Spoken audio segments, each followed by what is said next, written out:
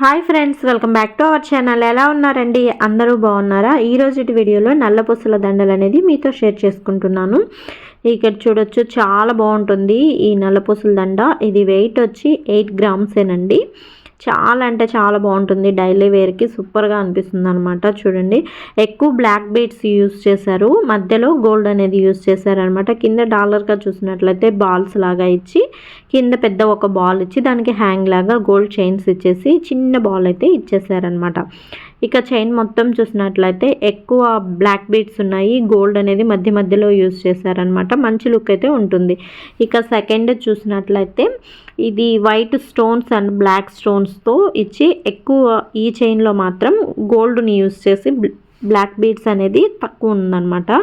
దీని వెయిట్ వచ్చి 18 గ్రాములు అండి. చాలా బ్యూటిఫుల్గా ఉంటుంది. చైన్ అనేది ఎక్కువగా ఉంటుంది, బ్లాక్ బీడ్స్ అనేది తక్కువగా ఉంటుంది అనమాట. డాలర్కి అలాగే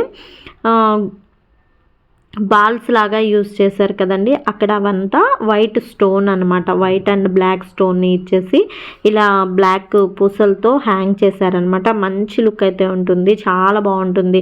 మనం శారీస్ మీదకి కానీ వాటికి వేసుకున్నట్లయితే మంచి లుక్ ఉంటుంది. ఇది ఒక్కటి వేసుకున్నా మంచిగా అనిపిస్తుంది అనమాట. ఇక ఇది చూసినట్లయితే 3 గ్రామ్స్ అండి.